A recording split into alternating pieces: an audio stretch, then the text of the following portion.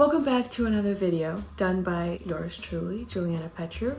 Today we're going to be comparing The Sun Also Rises by Ernest Hemingway to The Great Gatsby by F. Scott Fitzgerald. So without further ado, let's get right into it.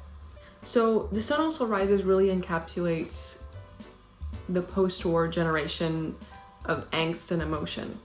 Describing a couple that shares an extraordinary and kind of distant love for each other, Hemingway showed the expatriates' aimless lives and expressed anti-war emotion. Now, the years following the Great War was accompanied by financial boom and this kind of extravagant lifestyle. Traditional morals and values were thrown out the window, completely forgotten about, and celebration, entertainment, and alcohol were flourishing extremely. The Great Gatsby by F. Scott Fitzgerald really kind of bestows that well-defined portrait of the lost generation, capturing the feverish gaiety, but also with concealed sadness. And along with the destruction of the American dream, whose idea of that kind of self-made man has been corrupted by the vulgar pursuit of material wealth and happiness. So The Great Gatsby and The Sun Also Rises have very similar themes, but they're such stark contrasts in the story and the writing styles, and how everything is written is very different, but they have a lot of similar themes. They both kind of illustrate the decadence of the 1920s and reflect many of the same problems that were going on in that era of time, but as said before, show many differences in the writing styles and writing techniques and the basic overall tone and kind of mood of both stories. So that's what we're going to be diving into today. So let's start off with the similarities between the two novels. One of the main themes in both books is the excessive alcohol consumption.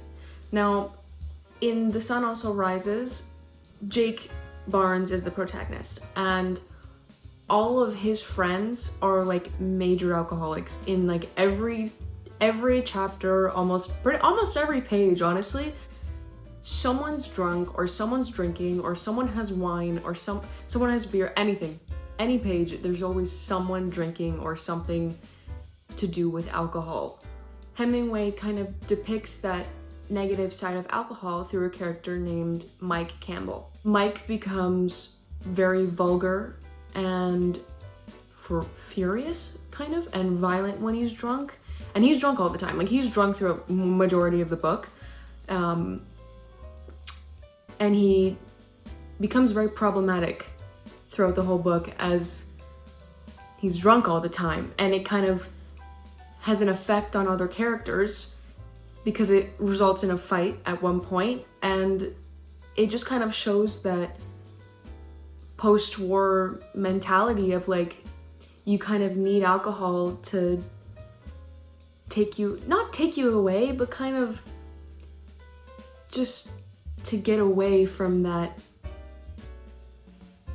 awfulness, kind of, I guess. The drunkenness throughout the entire novel is a way that the characters cope with their mental and emotional turmoil from the war. Now, in comparison, a lot of the characters in The Great Gatsby also drink as well. Even though Prohibition was at its peak, pretty much, the price on alcohol was lower, which meant that it was easier to get in a way, really. Obviously, we know Jay Gatsby as a bootlegger from his past, and you know, he throws these wild and lavish parties where the alcohol is flowing. Even we saw from the movie, every caterer had a tray of like martinis. Everyone was drinking, everyone was drunk. That was like the main thing at Gatsby's party, just to have fun and get drunk and forget about everything. You know, characters like Tom and Daisy Buchanan, Myrtle Wilson, Jordan Baker, Nick Carraway. At times he didn't drink as much as everyone else, but he still did. And then other characters from The Sun Also Rises, Jake Barnes, Mike Campbell, Robert Cohn, Brett Ashley, and Bill Gordon, they all drank excessively as well. Another critical similarity is that Hemingway and Fitzgerald also drank excessively as well. So it's kind of their behaviors that they incorporated into the book, because that was what was relevant at the time. Everyone just getting completely plastered and just forgetting morals and values and just living their life, but like, what do they really have at the end of the day? You know, that's the whole kind of thing. The next similarity we're going to be talking about is the power of money. So in The Sun Also Rises, Jake Barnes, he has an established bank account. He's very much like Nick Carraway in that sense. He can live, if they live in Paris, he can live in Paris and travel to Europe as well and enjoy drinking and dining without having to consider, oh, how much money do I have, or do I have enough, kind of that thing. He says he's able to buy friends. On page 237 of chapter 19, Jake narrates, "No one makes things complicated by becoming your friend for any obscure reason. If you want people to like you, you have to spend a little money." Now, money is also a factor in Jake and Brett's relationship. They kind of have a weird, distant kind of love for each other, because Jake actually has, he has a wound from the war that enables him to not engage in sexual relations. So Brett's very not into that. Like, she's very much like Daisy in that sense, where she kind of goes after him just because he has money, but she's a little more genuine than Daisy, because Jake is actually very nice, and Brett does like Jake because he is a nice guy. But money is also a factor in why Brett is very fond and attracted to Jake. Likewise, in The Great Gatsby, Tom Buchanan and Jay Gatsby have an enormous amount of wealth, which has also brought them a lot of power. Tom has created this control over Daisy and Myrtle and George. Obviously, Gatsby is not controlled by Tom's money, he's controlled by Daisy because he loves her so much. The real irony for Gatsby is that with all of his money and all the people that come to his parties, only Nick and his father attended his funeral.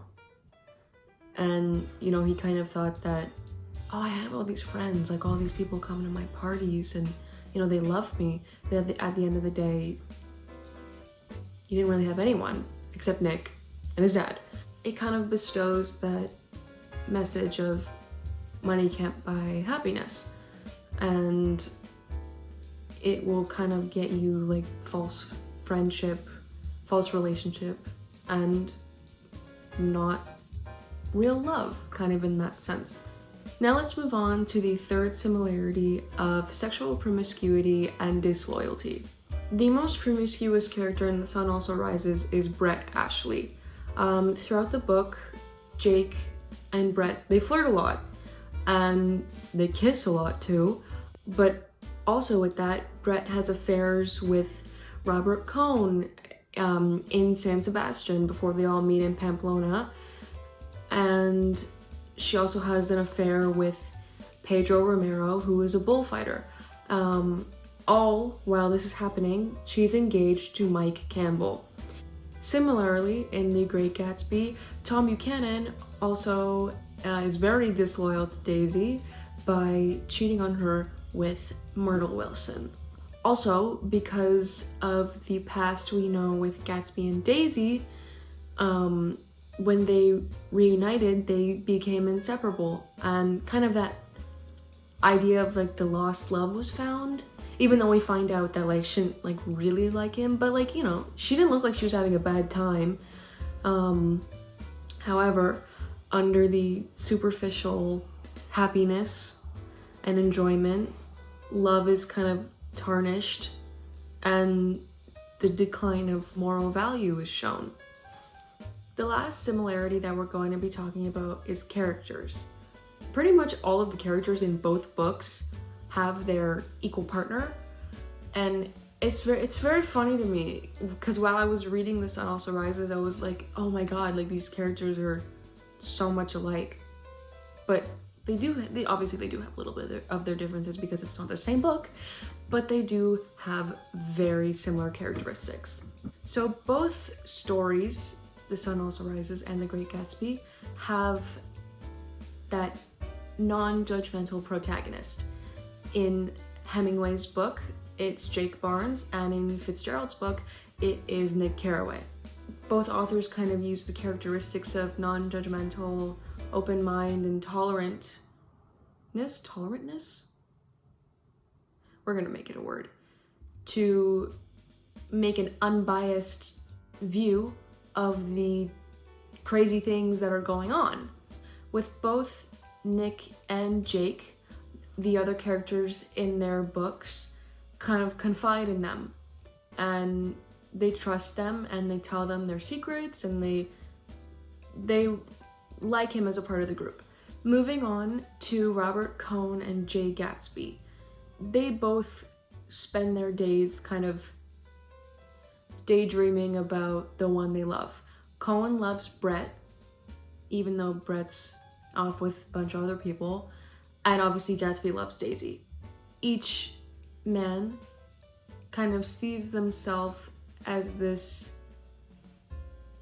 savior to both girls in a way, kind of to save her from the world and all of the unworthy, because they think that they're the most worthy in that sense to have them. Yet in both cases, their dreams are shattered pretty much, and they don't get anything really. Further comparison of characters include Brett Ashley and Daisy Buchanan. They just kind of use men to get what they want, and it's funny because neither of them really know what love is, because that's all they do. They use men for their money. Well, Brett is a little more genuine than Daisy, but they're still pretty much the same. Even though all they really want is money, they're still surrounded by men that truly love them and want them. They both kind of exert this power over the men around them because of their beauty and their charisma that the guys find charming. They're both capable of affection, but they can't sustain loyalty and love or care, really. The final set of characters that are very similar is Mike Campbell and Tom Buchanan. Both men just kind of cheat on their wives. Like that's the main kind of similarity between them. They both drink a lot too. They both show that mistreatment of their wives, and in the end, Brett still returns to Mike and Daisy still returns to Tom. So they kind of still hold this power over them, even though they are being mistreated. Their wives are being mistreated by them. Now moving on to the differences in both novels. Even though both novels possess very similar themes and very similar characteristics between characters, the author's writing styles and the entire story of both books are stark contrasts of each other. They're so different, but yet they have similarities. But we're not talking about similarities, we're talking about differences. Hemingway's dialogue is very short and concise sentences or very, very small paragraphs for each character. Honestly, throughout the novel, no character has more than 2 sentences of dialogue. It's very short and concise, but with that, he conveyed his meaning. Even though there was not an extensive amount of dialogue between characters, whatever the characters were saying would mean a great deal towards the message or the moral of the story. On page 19 of chapter 2, Jake says to Robert, You can't get away from yourself by moving from one place to another. This quote is like probably one of the most perfect examples of Hemingway's use of small dialogue meaning a great deal. Just this one sentence kind of portrays the deeper meaning of the main message of the book, which is the lost generation, and how you can't escape yourself and your feelings no matter what you do or where you go. At the end of the day, you're still just left with yourself, and you don't really have anyone else. Hemingway also doesn't really use a lot of figures of speech, like metaphors or similes, like maybe a couple, but honestly, like barely at all. Normally in literature, figures of speech are used to kind of create a more lifelike or dramatic effect for the reader, but The Sun Also Rises was very mainstream in that sense of it was very concise dialogue that the reader could easily read and understand, but there's also that other deeper meaning to it, which I talked about earlier. But that was his style of using concise dialogue to mean a great deal. Throughout The Sun Also Rises, it kept a very calm and mainstream kind of mood and atmosphere. Like it was just very like, oh, the characters are here, tomorrow we're going here and we're doing this. Oh, they do that one thing, nothing else happens, they go to bed. The next day, they do something, that was fun, and that was it. It was very concise in that way of just, they do something, and then that's it. And then the next day they do this, and then they go here, and then they eat this, and that's it. And then they drink, you know? There wasn't a lot of that kind of extravagant roaring 20s vibe, if you will, to it. And honestly, like, I liked the book, but it was pretty boring at some parts. Not a lot happened. Like, probably the most entertaining part was the bullfights, or when Robert Cohn and Jake ended up getting into a fight. But honestly, it was just very mainstream and it just kind of flowed with the storyline of day to day of what they did. In stark contrast, in absolute other end of the spectrum, we have The Great Gatsby.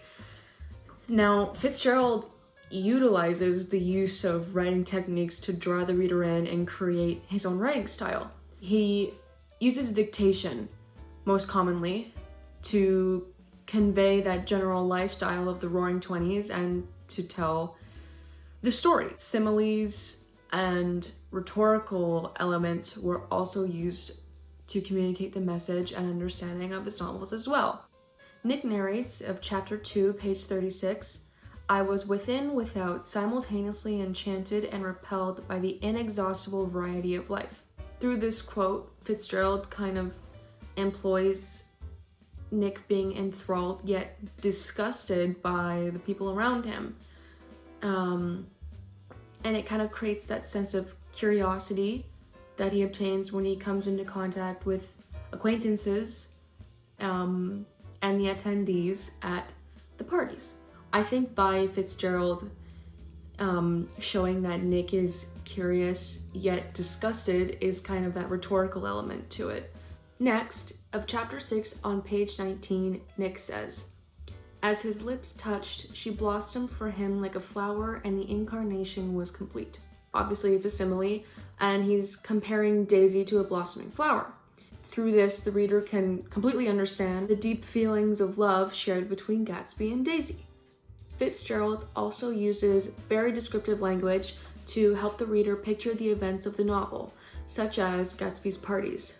In chapter 9, page 179, Nick says, "I spent my Saturday nights in New York because those gleaming, dazzling pastries of his were with me so vividly that I could still hear the music and the laughter, faint and incessant, from his garden and the cars going up and down his drive." Also in chapter 3, Nick narrates, "By midnight the hilarity had increased. A celebrated tenor had sung in Italian, and a notorious contralto had sung in jazz. A pair of stage twins, who turned out to be the girls in yellow, did a baby act in costume, and champagne was served in glasses bigger than finger bowls." So that's just kind of an example of the descriptive language that Fitzgerald used to provide that kind of extravagant imagery towards Gatsby's parties. Because they were extravagant. That was the whole thing about it, because he's trying to lure Daisy. Both stories are extremely different.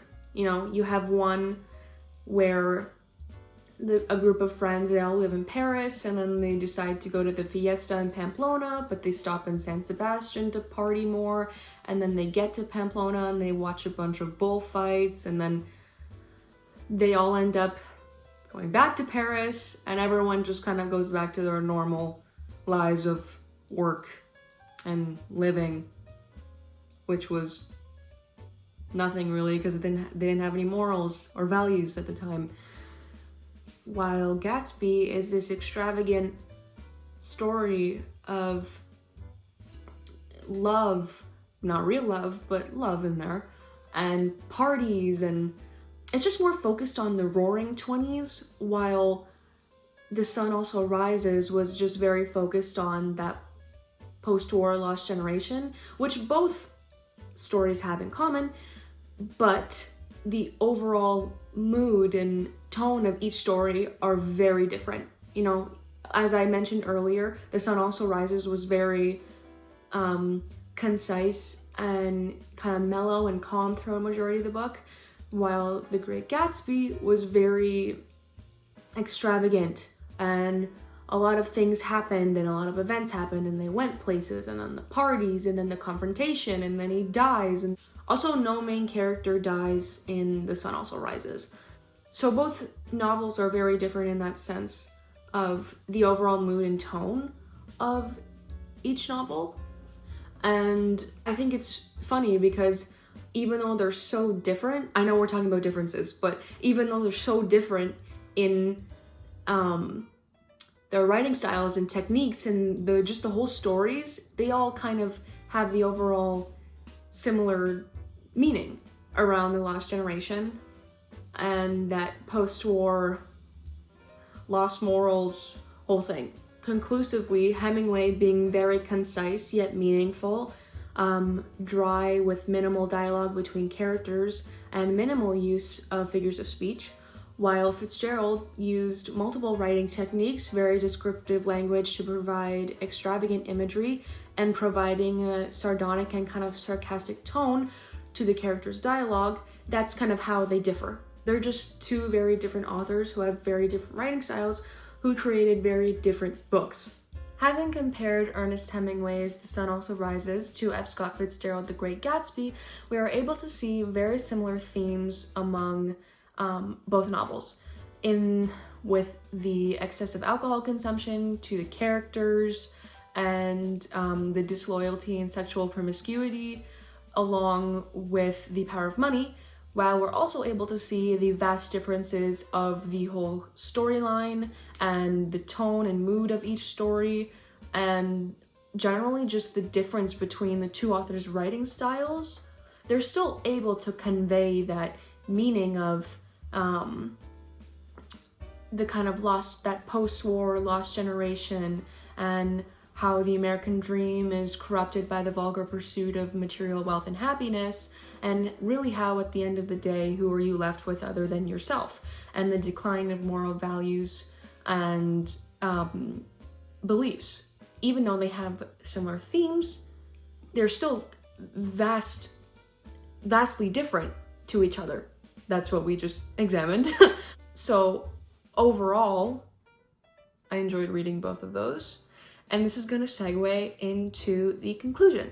So with that, I hope you enjoyed watching my compare contrast video in response to my essay about Ernest Hemingway's The Sun Also Rises to F. Scott Fitzgerald, The Great Gatsby. Thank you for watching, and I hope you have a wonderful rest of your day.